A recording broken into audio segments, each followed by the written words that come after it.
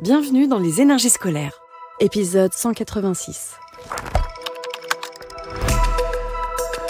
Extraclasse. Je m'appelle Claire Durand, je suis enseignante depuis 28 ans et je suis coordo de dispositif UPE2A depuis 3 ans. L'école, on en parle beaucoup, mais est-ce qu'on l'écoute vraiment ? Les énergies scolaires.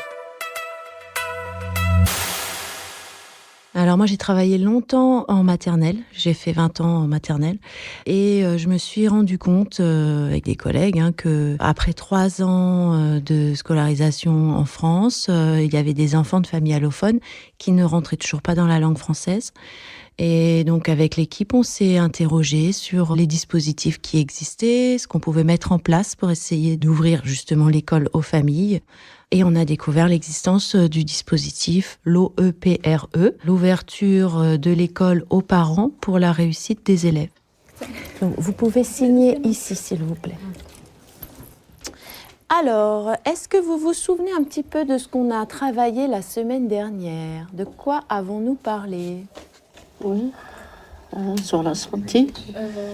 On a pris le corps de l'humain. On a travaillé sur une tête de personne.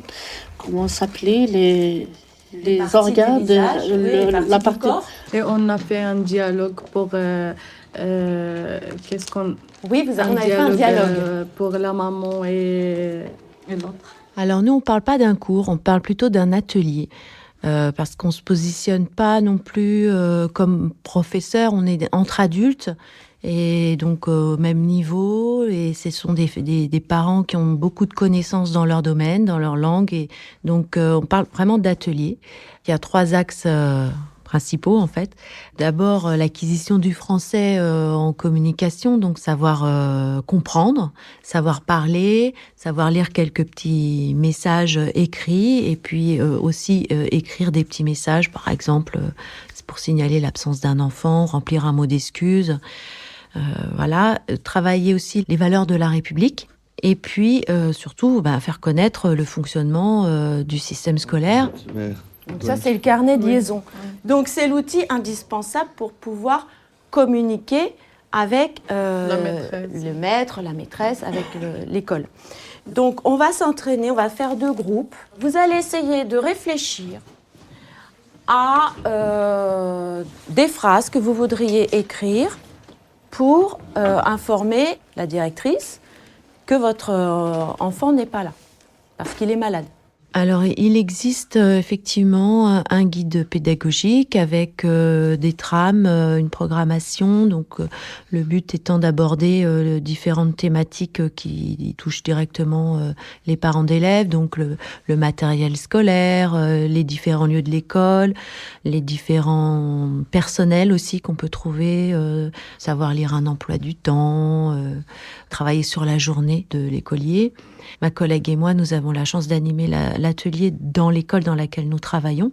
Et donc, souvent, il peut nous arriver de partir d'un message. Par exemple, ça peut être le petit mot d'information pour le paiement des photos.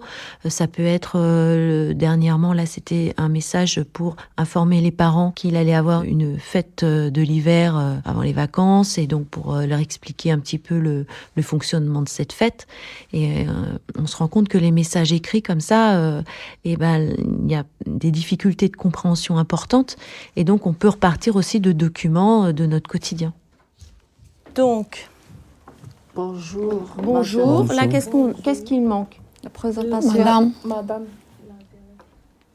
Madame la directrice, voilà, ou bien le nom la directrice. Ouais. Bonjour, Madame la directrice. Je vous préviens que ma fille Bouchkarine. C'est ça, que ma fille ou mon fils. Ma fille ou mon fils. On va écrire le nom. Voilà, le nom de l'enfant. Oui. Alors, la difficulté qu'on peut avoir d'abord, c'est l'hétérogénéité des parents. On peut avoir des parents qui maîtrisent déjà l'oral assez bien, et puis d'autres qui sont débutants complets à l'oral. Du coup, il faut essayer de différencier aussi nos supports, nos activités. Une autre difficulté, c'est effectivement la fréquentation qui est variable, pas toujours régulière, parce que certaines familles trouvent un travail, déménagent, les enfants sont malades, donc ils ne peuvent pas être présents. Mais c'est vrai que c'est comme dans une classe. C'est-à-dire qu'il y a des groupes qui peuvent être un petit peu plus autonomes, et ce qui permet, moi, de me libérer pour les parents qui auraient peut-être un peu plus de besoins, comme on peut le faire en classe avec les enfants, en fait. Et puis après, on peut diversifier les supports. Par exemple, en production écrite, là, il y avait des parents qui étaient capables de produire eux-mêmes leur texte librement après l'avoir expliqué à l'oral. Et puis d'autres qui avaient un texte à compléter, par exemple. Vous avez fini aussi là-bas ? Oui. Alors, on en discute ensemble ? Oui.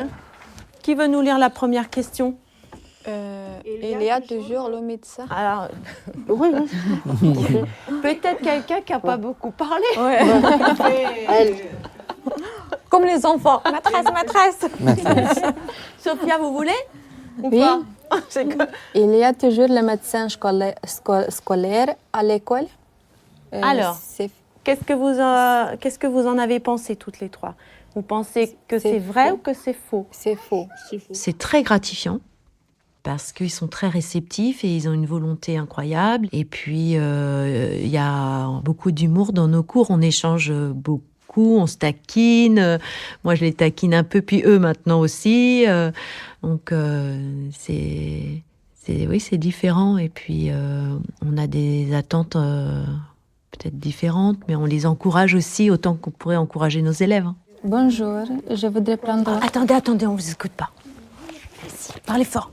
Bonjour, je voudrais prendre un rendez-vous pour médecin scolaire. C'est possible? C'est pas comme ça. C'est pas grave, c'est pareil. Bonjour. Oui, c'est la cabinet du docteur. Bonjour, je voudrais prendre un rendez-vous pour médecin scolaire. C'est possible? Oui, quand serez-vous disponible? Je voudrais le jeudi 17h. C'est possible? On constate une implication plus importante dans la vie de l'école. On a des parents qui osent demander à accompagner une sortie scolaire, alors qu'ils ne se l'autorisaient pas, pensant ne pas pouvoir parce qu'ils ne maîtrisaient pas suffisamment la langue.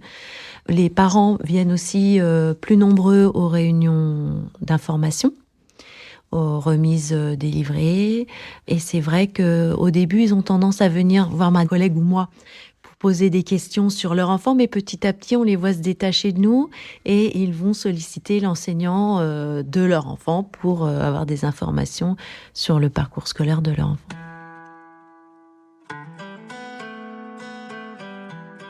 Depuis que j'anime l'atelier dans mon école, les enfants prennent très à cœur la présence de leurs parents dans cet atelier et ils viennent souvent me demander en récréation alors, ma mère, est-ce qu'elle a bien travaillé est-ce qu'elle a bien participé est-ce qu'elle parle bien Donc, ils sont très soucieux des progrès de leurs parents. Et je pense que ça leur fait très plaisir de voir que les parents apprennent aussi, se lancent dans l'aventure du français. Et du coup, ça crée un lien entre les familles et l'école, un lien très très fort, un lien de confiance. Vous venez d'écouter un épisode des Énergies scolaires. Si ça s'est bien passé, n'hésitez pas à laisser un avis sur votre plateforme d'écoute. À bientôt sur Extra Classe. Une production Réseau Canopé 2025. Extra Classe.